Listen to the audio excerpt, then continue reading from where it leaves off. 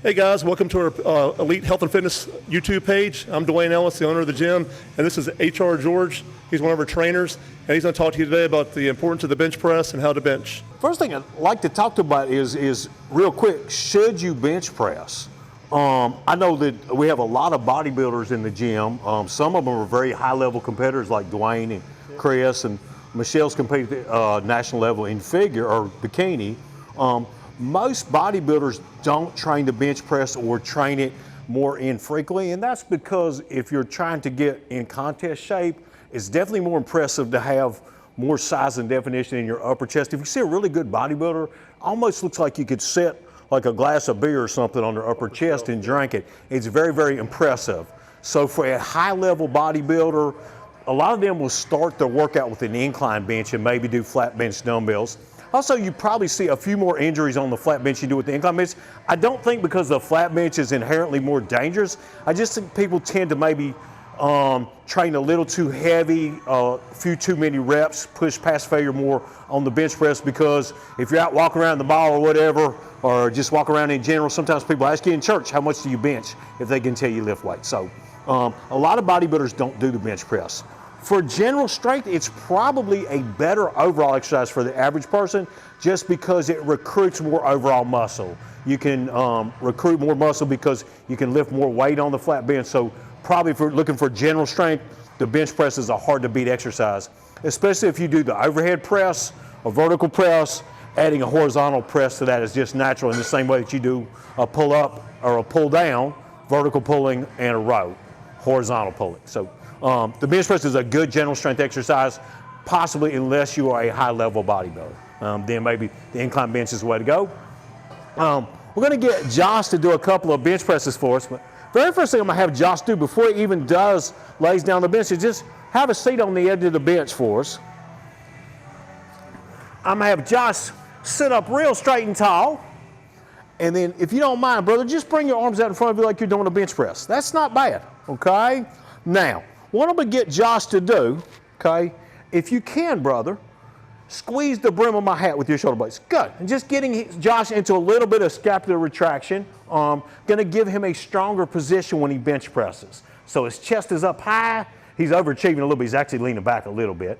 Shoulder blades are pinched together. We want Josh to bench press in this position, primarily to keep his shoulders healthy. It's going to shorten his stroke and make the exercise a little bit more safe. Also, especially for a guy like Josh or even me that have longer arms, it shortens the stroke a little bit, lets us lift a little bit more weight a little bit more safely. So I'm going to get Josh to do is go ahead, when he can, just go ahead and lay back, maintaining that same position. So we got chest up, shoulder blades together. He's got his feet planted, which is good.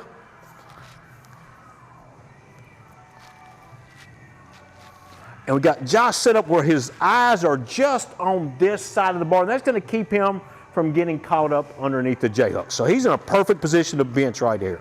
Okay, he's got his natural grip on there, grip width. We're going to take a look at that in just a minute. What I'm going to get Josh to do, last thing on this is, go ahead, Josh, and just grip this like that, just a regular, like a standard grip would look, and go ahead and unrack it. I'm going to look at one thing. Okay. We have Josh grip like that. He has this big moment in his wrist, okay? If you take physics, that's a moment arm. So we want to get a straighter wrist, just a little bit of extension here to keep the bar from coming out of his hands. And the best way to get that, we'll go ahead and have Josh re-rack, is to do your hands, rotate them in just a little bit, almost like you're doing a diamond push-up. So if you look, the bar is going to sit not up around your knuckles, but kind of diagonally across your palm. And that's going to let the bar sit really deep in Josh's palm, and he's going to squeeze that in really tight. Sometimes that's called a bulldog grip. I recommend trying that grip on the bench press, especially if you have shoulder injuries. For most people, that's going to give you a much more secure grip, and it's going to feel better on your shoulders. Okay. Go ahead and hand this off to Josh on my 3 so he can time his breathing. 1, 2, and 3. That bar is going to come into balance right over his shoulder joint. And that's perfect. What I'm going to get Josh to do is kind of make a note of where that bar comes into balance on the ceiling, and he's going to put the bar back in the same spot every time. He sees a picture up there, the bar is always going to go back to the same spot. You can get Josh to go ahead and lower the bar down and get him to stop briefly. got a fairly straight wrist. That looks great. The bar for Josh is going to sit just below his nipple line and just above the end of his sternum. Okay? That's a good spot. When I look at Josh from the side, we want forearm basically perpendicular to the ground. That's pretty good right there. And he's going to come back up. That's a good looking bench. So when we look from the front, go ahead and do one more.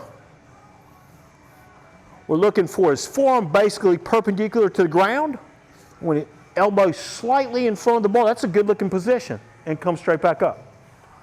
And then the last two things, Josh is only going to breathe when the bar is locked out, where he's safe. While the bar is moving, Josh does not breathe. So he's going to take a breath, lower the bar, touch, come back up. He's going to stay there again. Touch the correct spot, put it right back up where he found it. When Josh is finished, he's going to keep his elbows nice and straight, touch his J-hooks, and let it slide back down. And that's just for safety. When the bar passes over your face, you want your elbows straight. Let's talk a little bit about grip width, okay? A good place to start is a position, I'd say for most people, about one of their hand widths into the knurling, into the rough part of the bar, okay? It's going to depend a lot on the length of the person's levers. It's going to depend on where they feel strong. It's going to depend a little bit on their training age and injuries. When I was a young guy, I benched at the maximum you're allowed to do in competition, which is index finger on the rings. As I've gotten older, well into my 50s, and my shoulders have gotten beaten up, my bench is much closer. I'm about, maybe, what's that? I'm not a carpenter, but maybe like 1/8 of an inch into the knurling.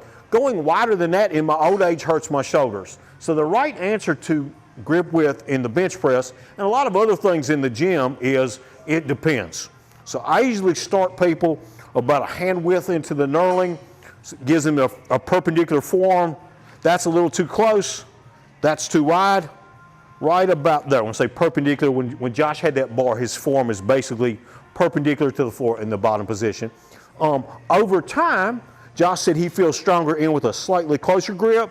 He can go in a little bit closer and lift a little bit more weight. Or if he wants to focus a little bit more on building his chest, a slightly wider grip involves a little bit more chest and a little bit less front delt and tricep. So a slightly wider grip if you want to get a little bit more chest involvement. So the right answer to grip width is start with the perpendicular form, and then after that, it depends, what feels better on your shoulder, your injury history, what your training goals are. All right, guys, thanks for being with us today. And I want to thank HR. He's a wealth of knowledge. He knows a lot about powerlifting and the right technique on bench press, deadlift, and everything else you need to know. And I want to thank Josh, too, for demonstrating. And thanks for watching our channel. And like, subscribe, and share. Thank you.